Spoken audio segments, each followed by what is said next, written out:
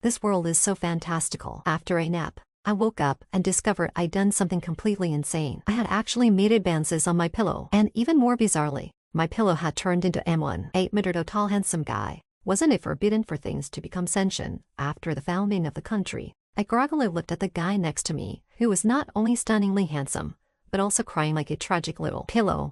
Seriously, who would believe this? As soon as I came to my senses, I quickly checked to make sure my clothes were still on. Thankfully, everything was still in place. I sighed with relief. At least we hadn't gone beyond the same bed, same pillow situation. Just as I was starting to feel relieved, my head began to throb from a hangover. I tossed aside the covers, planning to get up and grab a glass of water to clear my head. Whether or not my pillow had turned into a human was beside the point. The crucial issue was how to handle the shared bed situation. Honestly, if I could predict what was about to happen, I would have never lifted the covers. As soon as I did, the bare, white body that was revealed nearly blinded me. I quickly jumped up, hastily covered him back up, and stammered, "Why aren't you wearing any clothes?" After being single for over 20 years, I had never seen such a sight. Today was certainly an eye-opener. I just hoped I wouldn't end up with any eye infections. My pillow stopped crying immediately. Tearful eyes glistened on his long lashes as he looked at me with a pitiful expression, as if he had suffered a grave injustice. "Master, don't you remember? You took off my clothes." I was stunned. Did I really do that? I must be quite something. Although I thought that, I definitely couldn't admit it out loud. "No way. You must be mistaken. How could I possibly take off a man's clothes? Besides, my own clothes are still on. Why would I undress you without first removing my own?" Seeing that I didn't believe him, he seemed even more aggrieved and even tried to get up to explain further. "What the hell are you doing? Stay down." I pushed him back down with the covers, "Because you said that undressing should be done by the other party. You undressed me, but I didn't dare to undress you. When you grew impatient, you said you didn't have to undress and then you pressed down on me. These are all marks left by you," he said, showing me his arm. There were several obvious bruises on his fur skin. "Not just on the arm. There are more elsewhere." He tried to show me more. All right. I was completely stunned by my own actions. How did I end up doing something so crazy? I was also amazed at him. How could a grown man not protect himself? Did you really have to let a girl like me take advantage of him? Although I had indeed taken liberties with him, I absolutely did not believe that he was my pillow come to life. I scoured the floor and eventually found his scattered clothes. I tossed them to him, and as he put them on, he looked as pitiful as a drenched stray dog. "Master, my clothes are torn." "What?" I looked and saw a huge tear. "How did this happen?" He timidly said, "It must be because you tore them last night." What I thought slipped out of my mouth. I didn't realize I was so intense realizing my slip. I quickly coughed to cover up my embarrassment. "Just make do with what you have." After he put on his clothes, I decided to have a serious talk with him. "What's your name?" I asked this simple question, but his reaction was far more intense than I expected. "Master, how could you not know my name?" "I'm Aries, the name you gave me." His response made me hesitate. My pillow really was named Aries, and no one but me knew that name. Yes, I'm the kind of person who names her pillows. Everyone has their little quirks. I have mine. I love collecting various types of pillows. Whenever I see one I like, I take it home. And over time, my home has turned into a pillow paradise. With pillows everywhere, I love each one. But only Aries has a name, because he's my favorite and has been with me the longest. Could it be that he really is Aries? My pillow turned into a person. I shook my head and weakly asked, "How do you know that name? And just because you say so, doesn't make it true. Do you have any evidence?" Hearing this, he seemed to see a glimmer of hope. "If I provide evidence, will you believe me?" I scratched my head. Maybe I still didn't believe he was my pillow. "Master, when you were little, you always hugged me at night and whispered secrets. You said your name was Camille Prit." Indeed, what he said was correct. I couldn't live without Aries, but I could live without the pillow version of Aries. Now that he was a person, it seemed I could let him go. "If you still don't believe me, I know other things too. For example, you used to hide money in your underwear, but when you slept tugging me, you forget about it and your underwear and money would scatter everywhere." At this, my face turned bright red. Without thinking, I jumped up and covered Aries' mouth. All right, I believe you. Don't say any more." Good thing I was quick on my feet, or who knows what else he would have revealed. Aries, unable to move or speak, could only nod. I released my hand and threatened him. "No matter how you knew about this, if you tell anyone, I'll silence you." I made a threatening gesture across my throat. Aries blinked innocently. He was just stating the truth. Life is full of surprises. Who knows? Maybe one day your pillow will turn into a person. I probably shouldn't have drunk so much. Waking up to find a fairy in my bed wasn't exactly what I had in mind, but since he really is my pillow, even if he's a fairy, I have to accept him. Still, I'm really impressed with myself. My mental fortitude is strong. I adapted quickly. The only thing I'm not happy about is, why did Aries have to turn into a man? Wouldn't a little girl be nicer? Anyway, having a man appear in a young girl's house isn't ideal, especially when there are no clothes for Aries to wear. But it's my own fault for ripping his clothes, so I resigned myself to buying him new ones. But I didn't expect to run into those two while shopping. I really forgot to check the calendar before leaving. After picking out a suit and paying, I was about to leave when I saw Vanessa and Cedric walking into the store. I tried to shrink away and lower my profile, but as they say, if you don't go looking for trouble, trouble will find you. Oh, isn't this Camille? Are you here to shop for men's clothing? Vanessa scanned me from head to toe, her gaze landing on the clothes I was carrying. I couldn't escape her scrutiny. What? Is this place yours? Are you the only one allowed to shop here? You? Vanessa didn't expect me to be so direct, and she got upset, starting to argue with me. Cedric quickly stepped in to stop her. Vanessa, angry, shoved his hand away. What? Are you suddenly feeling sorry for me? What are you talking about, Vanessa? I really wasn't in the mood to listen to their bickering and was about to leave. Vanessa blocked my way. You're not allowed to leave. Looking at the woman in front of me, who was like a fly, it was hard not to lose my temper. Camille. Just as I was about to snap, someone called my name. I immediately looked toward the voice and saw Aries standing a short distance away, hands in pockets. His handsome face drew a lot of attention from passersby, including Vanessa. Aries walked over and took my hand. Let's go home. We should head back. Vanessa tried to say something, but one look from Aries made her fall silent. You drank so much the other day because of him, didn't you? Aries didn't mention Cedric, but I knew who he meant. I didn't answer, and he didn't ask further. To ease the awkwardness, I said, your clothes are torn. How come you're still wearing them? I looked him up and down and realized he hadn't changed. Of course, I hadn't changed. Otherwise, why would I keep my hands in my pockets? It's because you took so long buying clothes that I couldn't relax, so I came out to find you like this. Hearing this, I was at a loss for words. Well, you're quite impressive. He couldn't tell whether I was praising him or not and smiled widely at me. Seeing Aries like this made my heart stir a bit. I shook my head, probably just imagining things. Because of the trouble with Vanessa, I had resigned and was living off my savings. It was more than enough, but now with Aries around, things were a bit tight. So why does a pillow-turn person need to eat? I didn't understand. In the morning, as I was getting breakfast ready, Aries, yawning, sat her down at the table. Master, good morning. What are we having today? Seeing him act so high and mighty made me angry. Who's the master here? I felt like I was serving a young master. Eat. All you do is eat. Aren't you a fairy? Why do you need to eat? I angrily placed both servings of food in front of myself. HMPH, I'll eat it myself. Aries looked at me as I ate. Master, I'm a fairy, but I still need to eat. If I don't, I'll starve and become a dead fairy. Hey, this guy can argue back. If you don't like it, I can turn you into a dead fairy right now, I said, gripping my chopsticks tightly and digging into the food. Aries awkwardly smiled. I care a lot. Master, I can die. Otherwise, I wouldn't be able to stay by your side forever. Aries, are you the legendary Saga Skull? Aries looked puzzled, clearly not understanding. I mean, you're so good at sophistry. After saying this, I was done talking to him and lowered my head to continue eating. Let him starve. Aries chuckled lightly upon hearing my words. I looked up at him and asked, what are you laughing about? Well, Aries cupped my face in his hands and kissed me. Because my master is just too cute. I really like you so much, and I'm genuinely happy to have such a master. Oh my god, what's happening now? I was stunned by the sudden confession, and I didn't even notice my chopsticks falling to the ground. And I really don't think I look cute with my mouth full of food. I shook my face and finally freed myself from Aries' grasp. I mumbled, do you know what you're doing? I'm your master, and you're teasing me like this. It's such a big deal. Aries kept smiling. Master, you've got a bit of food on the corner of your mouth. Then he reached out and picked it off. I felt my face turn red, chewing my food while wondering, did some of it get on me when I was questioning him? But I couldn't let myself lose face. Finally swallowing the food, I was about to question him again when I saw Aries pop the food into his own mouth and even lick his fingers. It tastes pretty good, he said, looking somewhat unsatisfied. I now suspect Aries of having ulterior motives. He's definitely teasing me. Aries glanced at the table, full of anticipation. Master, can I eat now? Then he tugged at my clothing. Master, I'm hungry. You're really a little troublemaker. I was having a hard time refusing him. I'll make you something new.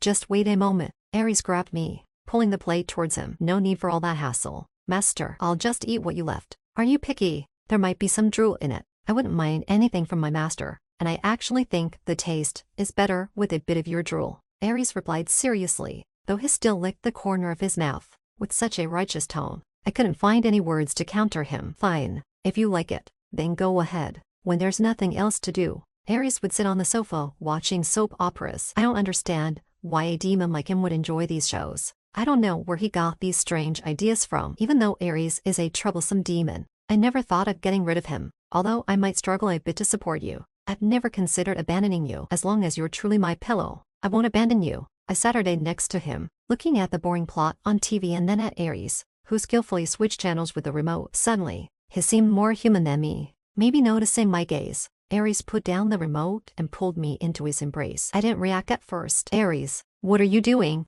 He didn't answer, burying his head in my neck. I don't know why, but I didn't push him away. Master, are you starting to dislike me? His voice was muffled, sounding somewhat unhappy. Of course not. I've never disliked you. I reached out to pat his head. Then are you no longer able to support me? Is that why you're planning to get rid of me?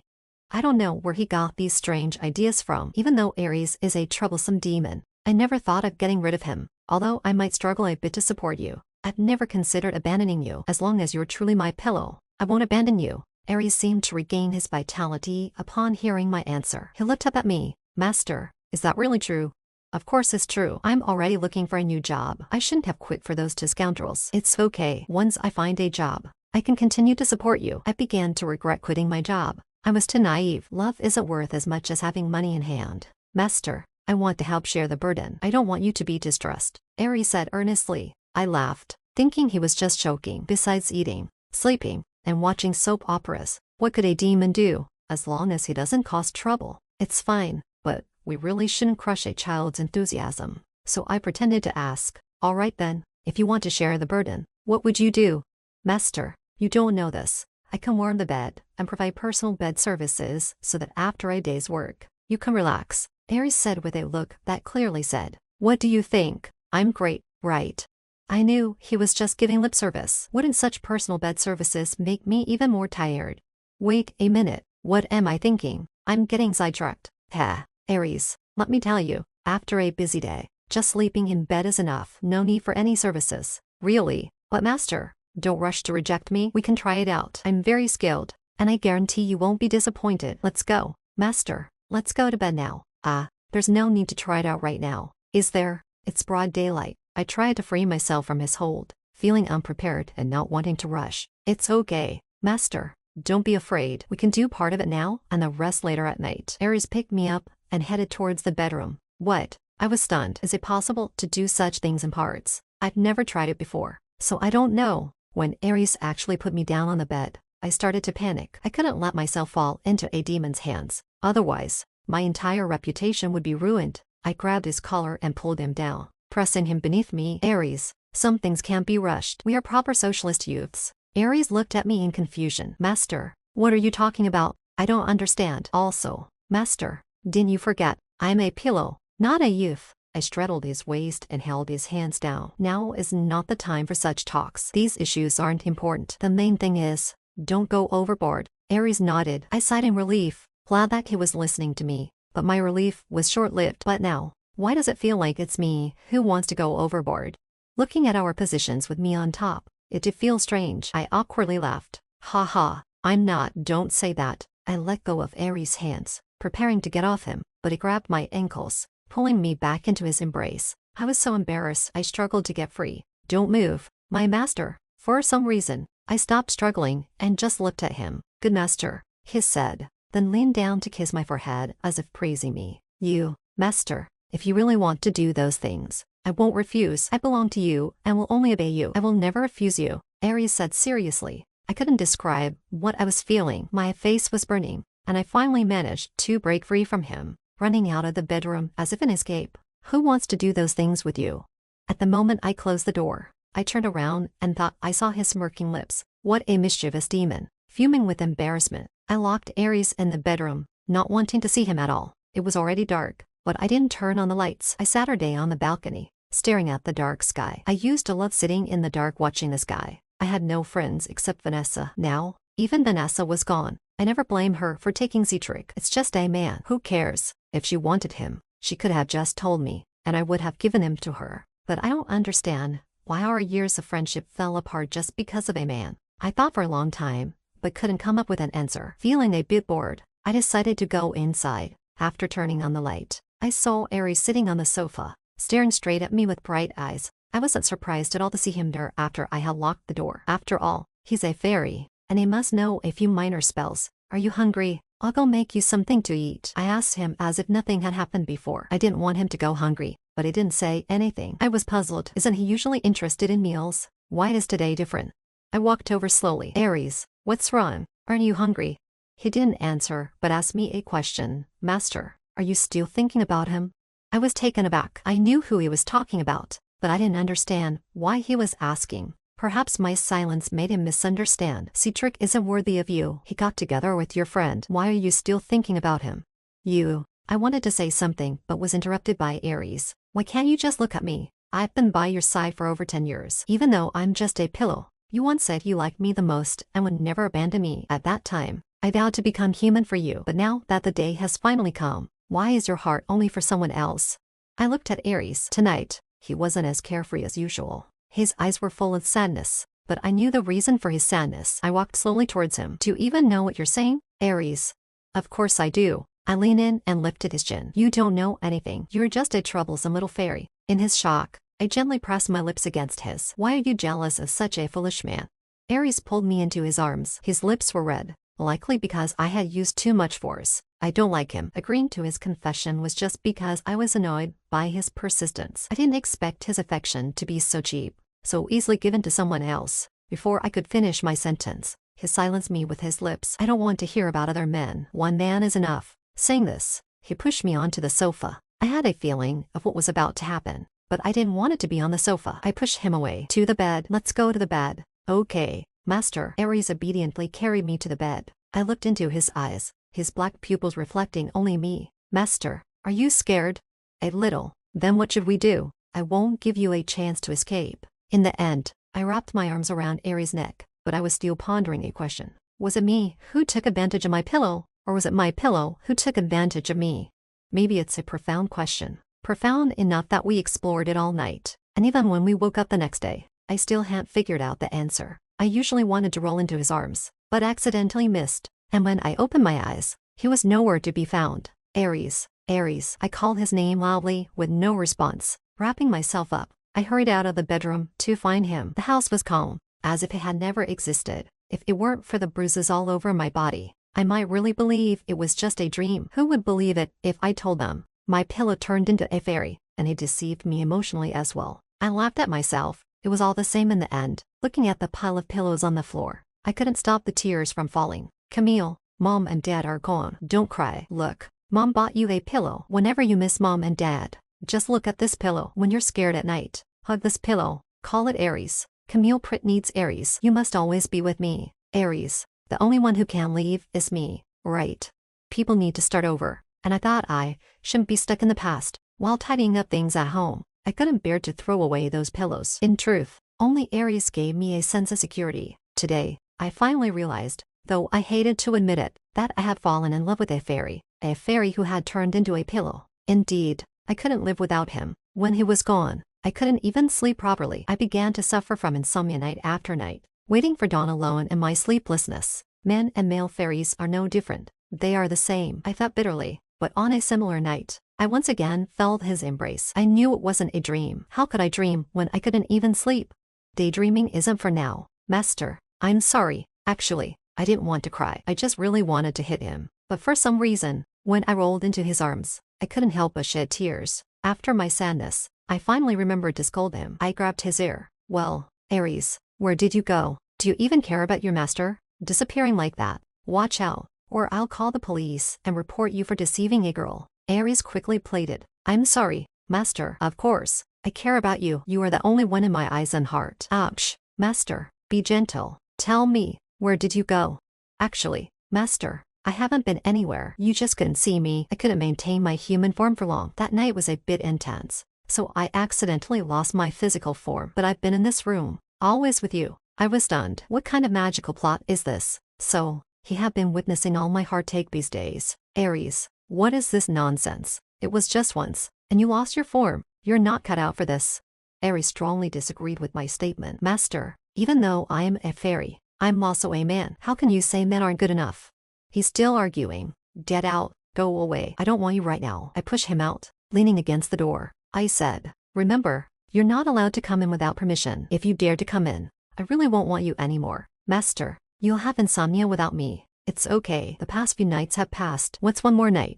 Master, I love you. Yeah, Master loves you too. Even though I stayed awake until dawn, Aries was back, and my mood was different. I didn't expect that little guy to be so patient. If I didn't say anything, he really wouldn't come in. Who doesn't like someone obedient?